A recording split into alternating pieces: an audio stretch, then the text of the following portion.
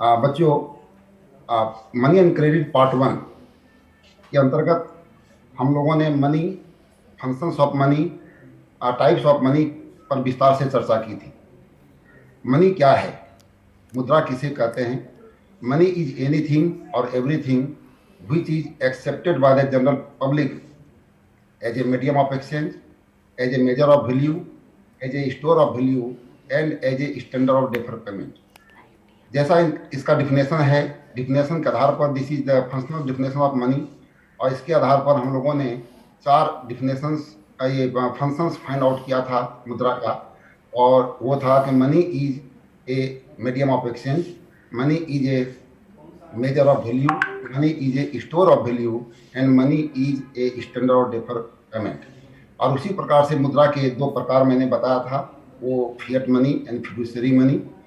Money on the basis of law of the land is known as fiat money, जैसे paper currency और coins होता है। और उसी प्रकार से फिडुशियरी मनी के बारे में हमने कहा था कि money on the basis of trust between payee and payers, that is known as the fiduciary money, और चेक ड्राफ्ट इसके अंतर्गत आता है। अब money and credit part two, इसके अंतर्गत हम मेन फोकस पॉइंट रखेंगे credit. What is credit, what are the needs of the credit, what are the terms of the credit and what are the sources of credit. इस पर हम विस्तार से आज चर्चा करने वाले हैं। बच्चों, सबसे पहले हम देखेंगे कि क्रेडिट किसे कहते हैं। The word credit is derived from the Latin word the credior. The meaning of credior is to trust, interest, believe. इसका मतलब है कि क्रेडिट एक विश्वास है, किसके बीच में? लेंडर और बोरोवर के बीच में। जब ये विश्वास स्टेब्लिश हो जाता है तभी लेंडर बोरोवर को क्रेडिट देने के लिए तैयार हो जाता है। इस आधार पर अगर हम एप्रोप्रिएट डिफिनेशन क्रेडिट का हम देना चाहें तो we can say credit is the finance made available by one party to another party on a certain rate of interest। या हम यूं कहें कि credit is an agreement in which the lender supplies the borrower with money, goods and services in return for the promise of future payment with interest। The word credit was first used in 1520s, 1520 ईस्वी में इस credit शब्द का प्रयोग सबसे पहले किया गया था। अब हम देखेंगे कौन कौन सी शर्तें हैं, वो कौन कौन सी शर्तें हैं जिस पर कि क्रेडिट निर्भर करता है। जिन शर्तों को फुलफिल करने के बाद ही लेंडर क्रेडिट बोरोवर को देता है, वह है rate of interest, collateral, documentation, mode of repayment. Credit देने के पहले लेंडर और बोरोवर के बीच में रेट ऑफ इंटरेस्ट तय हो जाती है। किस रेट ऑफ इंटरेस्ट पर क्रेडिट दिया जाएगा ये पहले ही तय हो जाती है।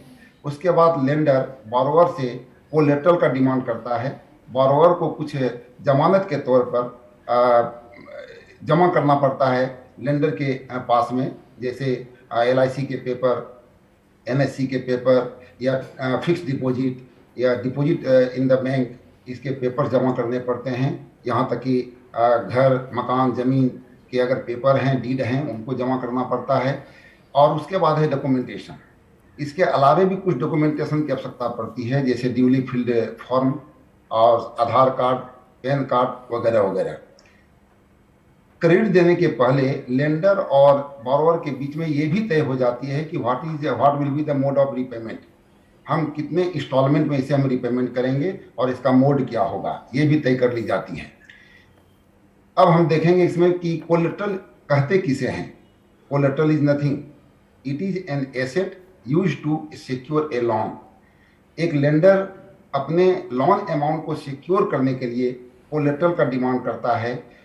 इसलिए इसको हम डिफाइन इस ढंग से कर सकते हैं कि collateral is an asset that the borrower owns, such as building, vehicle, deposits with bank etcetera, and uses this as a guarantee to a lender until the loan is repaid. अगर किसी भी परिस्थिति में, किसी भी स्थिति में बोरोवर लोन अमाउंट को वापस करने में असमर्थ होता है, ऐसी स्थिति में लेंडर को ये राइट होता है कि वो उसके पास जो कोलेटरल जमा है उसको यूज करके वो अपना लोन अमाउंट वापस ले ले। नीड ऑफ क्रेडिट, आखिर में क्रेडिट की आवश्यकता किसे होती है और क्यों होती है? क्रेडिट की आवश्यकता रूरल एरिया में भी होता है और अर्बन एरिया में भी होता है। ग्रामीण क्षेत्रों में भी रहने वाले गरीब किसान, लैंडलेस फार्मर वगैरह सबको क्रेडिट की आवश्यकता होती है और शहरी क्षेत्र में भी होती है। दोनों के आधार बदल जाते हैं। ग्रामीण क्षेत्र में the main demand for credit is for crop production, और इनसे संबंधित जो खर्चे होते हैं उनको फुलफिल करने के लिए, उनको मीट करने के लिए क्रेडिट की आवश्यकता होती है। जैसे purchase of seeds, purchase of fertilizer, pesticides, repair of equipments, इन सब चीज़ों पर खर्चा होती है। इरिगेशन पर खर्चे होते हैं, इलेक्ट्रिसिटी पर खर्चा होता है।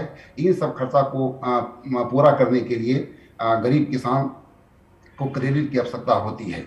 उसी प्रकार से ऐसा नहीं है कि केवल रूरल एरिया में ही क्रेडिट की आवश्यकता महसूस की जाती है, अर्बन एरिया में भी रहने वाले क्रेडिट की आवश्यकता महसूस करते हैं। यहाँ पर जो main demand for credit is for running business, construction of buildings, purchase of vehicle and purchase of house hold items. इसके लिए यहाँ के लोग, अर्बन एरिया के लोग भी क्रेडिट की महसूस करते हैं, उनकी आवश्यकता महसूस करते हैं। Coming to sources of credit, आखिर में कौन कौन से ऐसे स्रोत होते हैं जहां से हम क्रेडिट प्राप्त करना चाहते हैं?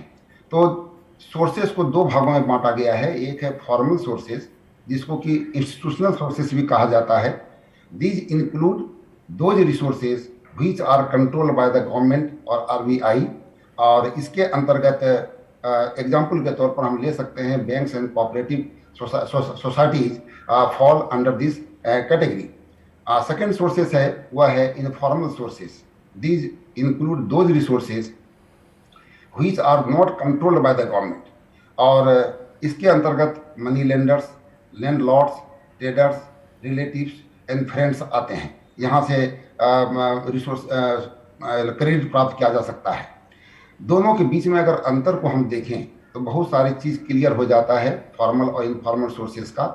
फॉर्मल सोर्सेज में जो है rate of interest very low होता है, जबकि इनफॉर्मल सोर्सेज में rate of interest very high होता है।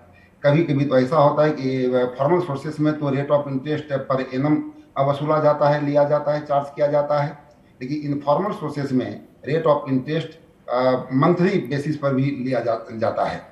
Formal sources work under the supervision of the government through RBI, and informal sources do not work under the supervision of the government. जो credit amount होता है, loan amount होता है, कभी कभी अगर वापस नहीं किया कर पा रहे हैं बोरोवर्स, ऐसी स्थिति में फॉर्मल सोर्सेस में लीगल मीन्स अपनाए जाते हैं उनको मनी को बैक करने के लिए, बैक लेने के लिए। लेकिन इनफॉर्मल सोर्सेस में ये अनफेयर मीन्स भी अपनाया जाता है। हम हिंदी फिल्म में या टेलीविज़न के सीरियल में समाज के ऐसे रूप को देखने को हमको मिलता है कि अगर कोई जमींदार से लोन लिए हुए हैं तो जमींदार का लोन अमाउंट अगर वो बेचारा बोरोवर वापस नहीं कर पाता है तो ऐसी स्थिति में वो अत्याचार करते हैं, मारपीट करते हैं उनके साथ, जो कि सही नहीं है। और एग्जाम्पल के तौर पर तो मैंने बता ही दिया कि फॉर्मल सोर्सेज के अंतर्गत हम कमर्शियल बैंक्स, कोऑपरेटिव सोसाइटीज़ को ले सकते हैं, और इनफॉर्मल सोर्सेज के अंतर्गत landlords, money lenders, relatives of friends आते हैं। सर, इससे पहले कि इस चर्चा को हम आगे बढ़ाएं, छोटा सा सवाल है। आपने हमें सोर्सेज ऑफ क्रेडिट के बारे में बताया, फॉर्मल और informal. It is often said that there is a need to extend formal sources in a country, तो ऐसा क्यों कहा जाता है? ऐसा इसलिए मैडम कि फॉर्मल सोर्सेज पर चीप क्रेडिट अवेलेबल होता है, लो इंटरेस्ट रेट लो होता है, और ऐसा इंटरेस्ट। और दूसरी बात ये जो मैंने बताया कि उनके जो मनी बैक के जो पॉलिसी होते हैं, चूँकि ये गवर्नमेंट के अंडर काम करती है, आरबीआई के अंडर कंट्रोल सुपरविजन में ये काम करती है, इसलिए इलीगल तरीका ये नहीं अपनाते, बोरोवर को परेशान नहीं करते, बोरोवर को तंग नहीं करते, और चीफ रेट पर वह क्रेडिट अवेलेबल करवाते हैं। इसलिए फॉर्मल सोर्सेज को प्रोत्साहित किया जाना चाहिए। So sir, could we say that formal sources of credit are better than informal ones? Very yes, obviously. All right sir, we may proceed ahead. Sources of credit, ये जो पाई डायग्राम आपके screen पर दिखाया जा रहा है, आप देख पा रहे हैं, इस पाई डायग्राम के माध्यम से हम ये जानने को कोशिश करेंगे कि rural house holds in India आखिर में किस सोर्सेस पर डिपेंड करता है। तो हम देख रहे हैं कि मनी लेंडर्स 30%, सबसे ज़्यादा शेयर मनी लेंडर का है। जितने लोन अमाउंट लिए जाते हैं रूरल हाउस होल्ड के द्वारा, वो मनी लेंडर से 30% ज़्यादा लिए जाते हैं, जबकि कॉमर्शियल बैंक से ओनली 25% और कोऑपरेटिव से 27%। लेकिन उधर traders, relatives and friends, traders से 3%, relatives and friends 7%, other sources 7%, landlords 1%। तो हम यहाँ पर देख रहे हैं कि आज के डेट में भी जो रूरल हाउस होल्ड्स हैं भारत के, वह इनफॉर्मल सोर्सेज पर अधिक डिपेंडेंट हैं। उसका कारण भी है, उसका कारण यह है कि कोलेट्रल का अभाव। जो गरीब व्यक्ति होते हैं उनके पास कोलेट्रल के लिए, जमानत के तौर पर रखने के लिए उनके पास कुछ नहीं होता। उनके पास ना तो LIC होते हैं, ना तो उनके पास NSC होता है, ना तो फिक्स डिपॉजिट होता है। तो बेचारे कोलेट्रल के अभाव में वो इनफॉर्मल सोर्सेज की तरफ आकर्षित होते हैं। साथ ही साथ बैंक के उतनी इकाइयां अभी तक भी हमारे देश में नहीं है कि गांव के कोने कोने में बैंक अवेलेबल हो, उनकी शाखाएं अवेलेबल हो। गरीब व्यक्ति जो हैं रूरल एरिया के, वो थोड़ा सा अनपढ़ होते हैं या कम पढ़े लिखे होते हैं। इसके कारण भी इंस्टीट्यूशनल सोर्सेज से लोन लेने में उन्हें कठिनाई होती है। इन सब कारणों से ये निर्भर करते हैं इनफॉर्मल सोर्सेज पर। इस स्लाइड के माध्यम से ये दिखाने का प्रयास किया गया है कि फॉर्मल और इनफॉर्मल सोर्सेज से कितने % लोन लिए जाते हैं अर्बन एरिया में। तो अर्बन हाउस होल्ड में जो गरीब व्यक्ति हैं, पुअर हाउस होल्ड, आप देखिए कि पुअर हाउस होल्ड में 85% लोन अमाउंट, जो लोन अमाउंट है उसका 85% वो इनफॉर्मल सोर्सेज से प्राप्त किए जाते हैं। ओनली 15% फॉर्मल सोर्सेज से प्राप्त किए जाते हैं। लेकिन वो व्यक्ति जिनके पास कुछ एसेट है, वह कोलेट्रल के रूप में वास्तव में बैंक के पास जमा कर सकता है, वह इंस्टीट्यूशनल लोन के लिए कोलेट्रल जमा कर सकते हैं। तो उनकी निर्भरता जो है इनफॉर्मल सोर्सेज पर कम हो जाती है। 85% से वो घटकर 53% हो जाता है। 15% से बढ़कर फॉर्मल सोर्सेज का 47% हो जाता है। और उसी प्रकार से वेल्थ ऑफ हाउस होल्ड का अगर हम देखें तो यह निर्भरता और कम हो जाती है। फॉर्मल सोर्सेज पर 28% केवल निर्भर रहते हैं उस पर, और 72% फॉर्मल सेक्टर पर। और रिच हाउस होल्ड के बारे में अगर हम देखें, जिसके पास की पर्याप्त कोलेट्रल है, वह कुछ भी जमीन का पेपर, घर का पेपर, मकान का पेपर, व्हीकल्स, उनके पास जो LIC, bank deposit, fix deposit, ये सब अवेलेबल होते हैं। इसलिए वो इंस्टीट्यूशनल सोर्सेज से लोन ज़्यादा प्रेफर करते हैं और 90% फॉर्मल सेक्टर से लेते हैं और ओनली 10% वो इनफॉर्मल सेक्टर से लोन प्राप्त करते हैं। अब हम ये देखेंगे कि बैंक के पास अमाउंट कहाँ से आता है जो कि वो लोन के रूप में या क्रेडिट के रूप में प्रदान करता है। तो वो है डिमांड डिपॉजिट। ये डिमांड डिपॉजिट क्या होता है और क्यों व्यक्ति बैंक में मनी डिपॉजिट करते हैं? अपने ही देश के नागरिक जिसके पास सरप्लस अमाउंट है, वह अपने सरप्लस अमाउंट को बैंक में जमा करते हैं। और ये जो बैंक में जमा करते हैं उसको ऑन डिमांड कभी भी विड्रॉ किया जा सकता है, इसलिए इसे डिमांड डिपॉजिट कहा जाता है। The deposits in the bank accounts which can be withdrawn on demand are known as demand deposits. अब इनके एडवांटेजेस क्या हैं, क्यों जमा करते हैं हम बैंक में? तो हम मानते हैं ऐसा कि bank is a safer place to keep money, और जो भी मनी हम बैंक में जमा करते हैं, डिपॉजिट करते हैं, उस पर कुछ इंटरेस्ट भी बैंक हमें देती है। साथ ही साथ इजीली हम पेमेंट कर सकते हैं चेक के द्वारा, ATM के द्वारा, क्रेडिट कार्ड, डेबिट कार्ड के द्वारा हम पेमेंट भी कर सकते हैं और विड्रॉ कर सकते हैं अपने अमाउंट को ऑन डिमांड। इसलिए हम बैंक में जमा करते हैं और बैंक में जो जमा राशि है वही मेन बैंक के पास राशि है जो कि जिससे कि वो क्रेडिट एक्सटेंड करते हैं। कॉमर्शियल बैंक, ये कॉमर्शियल बैंक की जो परिभाषा है वह परिभाषा एक्चुअली उनके फंक्शंस पर आधारित है। और फंक्शंस को अगर हम जान लेंगे तो उनकी परिभाषा अपने आप हम लिख लेंगे। कॉमर्शियल बैंक के मेन फंक्शंस हैं, तो फंक्शंस बहुत, लेकिन मेन फंक्शंस क्या है? एक्सेप्ट डिपॉजिट और एक्सटेंड लोन। इन दोनों के बीच का उद्देश्य क्या है? To earn profit. तो इसका मतलब ये हुआ कि कॉमर्शियल बैंक का अगर डिफिनेशन, एप्रोप्रिएट डिफिनेशन हम देना चाहें तो हम कह सकते हैं कि it is an institution that accepts deposits from the general public and extend loans with the sole purpose to earn profit. ये जो डिपॉजिट पर हम इंटरेस्ट देते हैं और लोन पर जो इंटरेस्ट लेते हैं, बैंक डिपॉजिट पर अपने डिपॉजिटर को जो डिपॉजिट पर वो जो इंटरेस्ट रेट देती है और बोरोवर से जो इंटरेस्ट वसूलती है, ये दोनों के बीच का जो डिफरेंस है वही बैंक का इनकम है और इससे वो प्रॉफिट कमाती है। अब कितने प्रकार के डिपॉजिट्स होते हैं जिसको कि पब्लिक से कमर्शियल बैंक एक्सेप्ट करते हैं। पहला होता है करेंट अकाउंट डिपॉजिट। ये current account deposit is also treated as the demand deposit. Demand deposit किसको कहते हैं? अभी मैंने कहा था कि जो withdraw can be withdrawn on demand, और जिसको कि चेक के द्वारा हम पेमेंट कर सकते हैं उसको हम डिमांड डिपॉजिट कहते हैं। करेंट अकाउंट डिपॉजिट में पेबल ऑन डिमांड, ये पेबल ऑन डिमांड है इसलिए डिमांड डिपॉजिट है। दूसरी बात है drawn by cheque without any restrictions, ये ध्यान देने वाली बात है। करेंट अकाउंट में ये रिस्ट्रिक्शंस नहीं होते कि एक दिन में इतने ट्रांजेक्शन ही कर सकते हैं, 2 ट्रांजेक्शन 3 ट्रांजेक्शन, ऐसा कुछ रिस्ट्रिक्शंस नहीं होता। करेंट अकाउंट में जितने बार चाहें उतने बार ट्रांजेक्शन कर सकते हैं। चूंकि इसमें फ्रीक्वेंटली ट्रांजेक्शन होता है इसलिए बैंक इसमें रेट ऑफ इंटरेस्ट पेड नहीं करती, किसी प्रकार का इंटरेस्ट पे नहीं करती है बैंक करेंट अकाउंट पर। उसके बाद है फिक्स टर्म डिपॉजिट। ये फिक्स टर्म डिपॉजिट को टाइम डिपॉजिट कहा जाता है। इसमें जो फिक्स डिपॉजिट करते हैं उसके लिए एक स्पेसिफिक टाइम होता है, 1 ईयर, 2 ईयर, 5 ईयर, 6 मंथ। एक स्पेसिफिक टाइम के लिए हम अपने अमाउंट को बैंक में जमा कर देते हैं। ये नॉट पेबल ऑन डिमांड, इसको डिमांड पर पेबल नहीं किया जाता है और चेकिंग फैसिलिटी इसमें नहीं होती है, इसलिए इसमें इंटरेस्ट रेट तो ज़्यादा देती है बैंक, लेकिन ये टाइम डिपॉजिट है, ये मनी के रूप में इसको हम यूज नहीं कर सकते। Demand deposit considered as a money because demand deposit act as a medium of exchange, लेकिन time deposit is not considered as money. Third है सेविंग बैंक अकाउंट डिपॉजिट। ये सेविंग बैंक अकाउंट डिपॉजिट में current account और fix account deposit दोनों के features पाए जाते हैं, और सेविंग बैंक अकाउंट डिपॉजिट भी डिमांड डिपॉजिट कहलाते हैं। और क्योंकि ये पेएबल ऑन डिमांड है और इसमें चेक फैसिलिटी है, लेकिन इसके साथ सर्टेन रेस्ट्रिक्शंस हैं।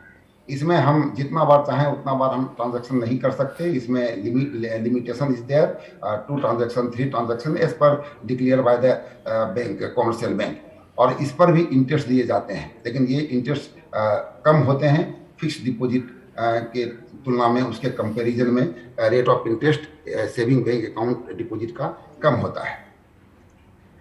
अब हम लोन एक्टिविटी ऑफ बैंक के बारे में जानेंगे कि आखिर में बैंक के पास जो मनी आता है, जो डिपॉजिट होता है, वो डिपॉजिट मनी को वो क्रेडिट के रूप में दे देते हैं, तो फिर वो डे टू डे जो डिपॉजिटर्स के नीड हैं उसको कैसे फुलफिल करते हैं, उसको कैसे मीट करते हैं। तो जो भी उसके पास कैश डिपॉजिट होता है बैंक के पास, कमर्शियल बैंक के पास, वो अपना डिपॉजिट का 15% वो डिपॉजिट अपने ही पास रख लेते हैं, 15% of cash deposit to meet the needs of the depositors, और बाकी bank use the major portion of the deposits to extend loan. वो अधिक से अधिक लोन एक्सटेंड करने में लगा देते हैं, और bank charge a higher interest rate on loan than what they offer on deposit. ये तो मैंने पहले भी कहा कि जो डिपॉजिट में जो रेट ऑफ इंटरेस्ट होती है वो कम होता है, जबकि लोन पर रेट ऑफ इंटरेस्ट ज़्यादा होता है। और ये दोनों का जो डिफरेंस होता है, difference between what is charged from borrowers and what is paid to the depositors, is the main source of the income of the bank. तो इस प्रकार से हम देखते हैं कि ये बैंक एक्टिविटी करती है और बैंक के पास पैसा आता है और बैंक इस प्रकार से क्रेडिट देती है। अब हम सेंट्रल बैंक के बारे में जानना चाहेंगे कि सेंट्रल बैंक क्या होता है और इसकी स्थापना कब हुई, कब से ये काम करना फंक्शन में आया। तो सेंट्रल बैंक सर, इससे पहले कि हम सेंट्रल बैंक यानी आरबीआई के बारे में डिस्कस करें, एक छोटा सा सवाल है हमारा। जैसे आपने हमें अलग अलग बैंक्स के बारे में बताया, also about the types of banks, तो हमारा सवाल ये है कि कई फाइनेंशियल इंस्टीट्यूशंस जैसे LIC, IDBI और post office savings bank, could they be treated as banks?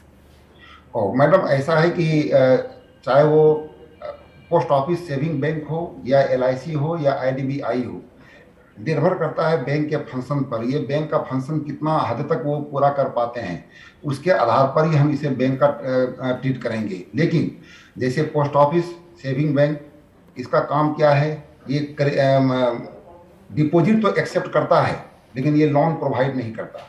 अब देखिए, बैंक के मैंने बताया था कमर्शियल बैंक के 2 मेन फंक्शंस हैं, वो है accept deposit and extend loan. तो एक फंक्शन तो वो फुलफिल कर रहा है बैंक का, लेकिन दूसरा फंक्शन जो एक्सटेंडिंग लोन है, ये वो नहीं कर पाता, क्रेडिट नहीं दे पाता, इसलिए हम पोस्ट ऑफिस सेविंग बैंक को बैंक का दर्जा नहीं दे सकते। उसी प्रकार से LIC और IDBI, LIC और IDBI ये एडवांस लोन तो करता है जनता को, अपने अकाउंट होल्डर को, पॉलिसी होल्डर को वो लोन तो देती है, लेकिन वह चेकेबल डिपॉजिट एक्सेप्ट नहीं करती। वह डे टू डे जो डिपॉजिट होता है, जिसको हम डिमांड डिपॉजिट कहते हैं, वह एक्सेप्ट नहीं करती है LIC और IDBI बैंक, इसलिए इसको भी हम बैंक के रूप में ट्रीट नहीं कर सकते। In India RBI, Reserve Bank of India, is known as a central bank. इसका डिफिनेशन अगर हम देना चाहें तो हम कह सकते हैं कि it is the principal banking monetary institution of country which has the monopoly power to issue note. RBI was set up and become operations on 1st April 1935 on the basis of recommendation of Hilton Young Commission. और अभी present में central bank या RBI के governor हैं श्री शक्तिकांत दास जी, और deputy governor हैं Shri P. Ravi Shankar ji. ये दोनों के बीच में अगर डिफरेंस हम देखना चाहें सेंट्रल बैंक और कमर्शियल बैंक के बीच में, चूंकि ये डिफरेंस इसलिए जान लेना होता है कि इससे संबंधित कई फ्रीक्वेंटली आस्क्ड क्वेश्चन पूछे जाते हैं, और ये डिफरेंसेस अगर हम जान लेंगे अच्छे से तो कॉन्सेप्ट क्लियर हो जाता है कमर्शियल बैंक और सेंट्रल बैंक के बारे में। तो ये जो डिफरेंसेस है, central bank is an apex institution in the monetary market, ये सबसे टॉप पर है। और commercial bank it is merely a unit of the banking structure of the country. ये केवल एक यूनिट है बैंकिंग सिस्टम का हमारे कंट्री का।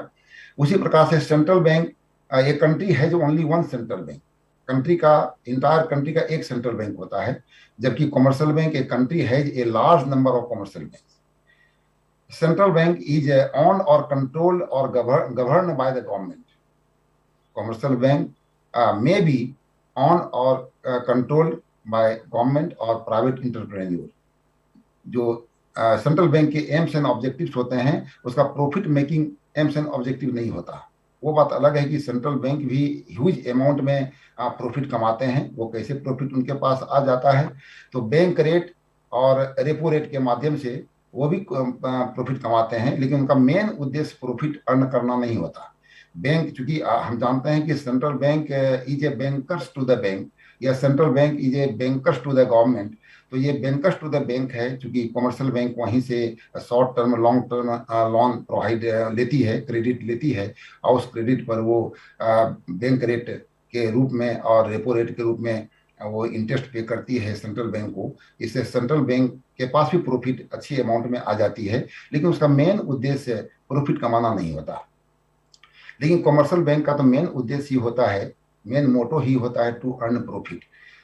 Central bank does not deal with general public, commercial bank deal with general public. और central bank एक ऐसा बैंक है जिसके पास मोनोपोली पावर है। Central bank has monopoly power to issue the currency, paper currency. Commercial bank has do not have such power to issue the currency. और central bank controls credit, commercial bank creates credit. दोनों के बीच में ये basic difference है। और कैसे create करता है क्रेडिट और कैसे कंट्रोल करता है क्रेडिट, वो एक अलग विषय है, उसको उस पर अगर चाहें तो हम कर सकते हैं। Some other formal sources for rural credit.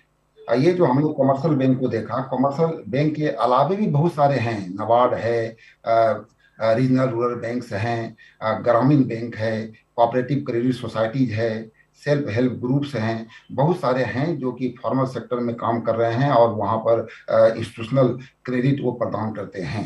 लेकिन इसमें मुख्य रूप से ये SHG और कोऑपरेटिव क्रेडिट सोसाइटी, ये 10th क्लास के लेवल में इसके बारे में थोड़ा सा चर्चा किया गया है, जिससे बच्चों को जानकारी मिल सके। तो cooperative credit society in 1904, Cooperative Credit Societies Act was adopted and credit was its main function.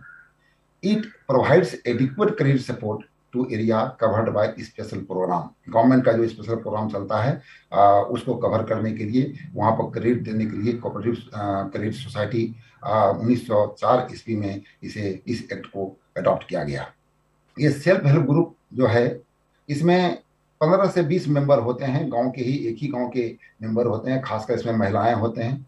महिलाओं को वित्तीय तौर पर सेल्फ ये रिलायंट बनाने के लिए ये सेल्फ हेल्प ग्रुप बनाया गया है। करीब 7 लाख से ज्यादा सेल्फ हेल्प ग्रुप हमारे कंट्री में काम करता है मैडम।